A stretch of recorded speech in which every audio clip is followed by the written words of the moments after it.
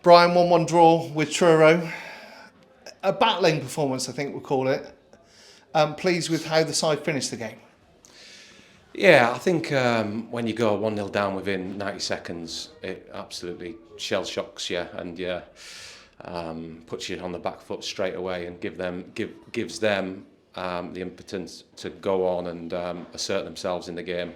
I thought, Truro probably travelled up on the day 3 hours or whatever on a coach. It was an opportunity for us to try and get out the traps quick, and leading up to this game, the previous two games we've been fast out the traps and we've asserted ourselves. But probably my fault. I've done all our work this week on having a better second half performance, and we forgot about the first half. Tweak formation at half time, back to a back four rather than a three.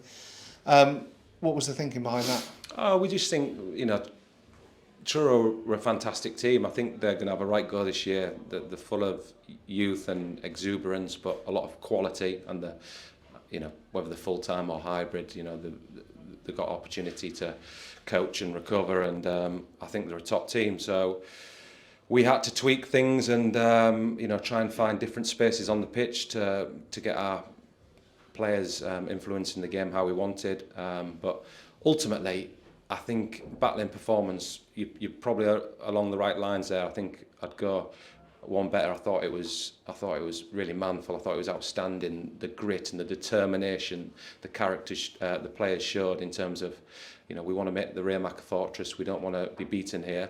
And obviously going 1-0 down to a top team, it would have been easy to cave. And I thought the lads showed real character, real spirit, and dug in there. And we were coming on strong towards the end there, and we were unlucky, I thought, not to get a penalty towards the end. So I couldn't be more pleased with the lads in terms of every manager wants to know whether or not your players have got the character and the right spirit, and you need a gut check for that. And being 1-0 down in front of a bumper crowd at home against a top team, I thought we passed that gut check. Josh Hedges from the spot again. As calm as you like again. Yeah. It's 2 games in a row now. It must be good as a manager to see that your players can step up and deliver in the pressure moments. Yeah, well, I think everyone's riding that crest of the wave of the playoff final, of the penalty shootout. The way we dispatched them in the penalty shootout, I think any one of our lads who took a penalty on that day would feel confident. So, whether it's Noah Coppin, who's our regular penalty taker, Josh Hedges, Sidhu John Barty, Owen Daw. We've got a long list, I think, who would step up and be really confident in dispatching the penalty. But no, I think Josh Hedges is brimming with confidence, and another good performance from him. But it's about the team tonight. And you had a decision to make goalkeeping wise this evening. Ryan Gosney available and on the bench. Couple of big interventions at the end from Dave Azea.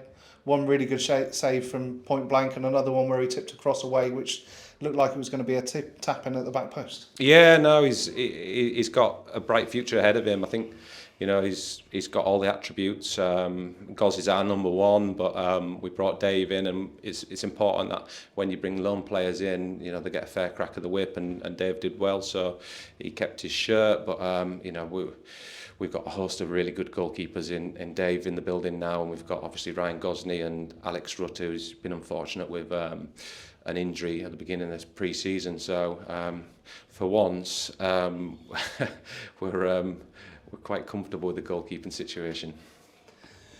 Got a little bit of time now, it feels like, compared to the turnaround from the last 2 games, before Hampton and Richmond Borough on Saturday.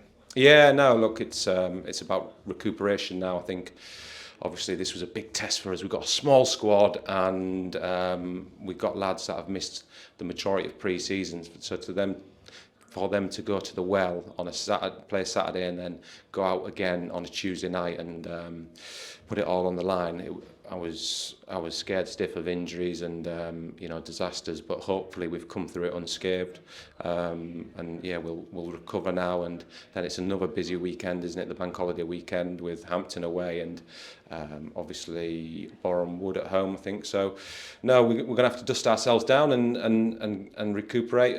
Before I forget, 2 special mentions. Josh Summerton, I thought, was excellent tonight, and that was his 200th appearance for Salisbury, I believe. I think it's really important to pay a special mention to him. He's a homegrown player, and you know, he's been through the good times and the bad times at Salisbury Football Club, and he's stuck with it, and hopefully he's getting his rewards now. I thought he was excellent.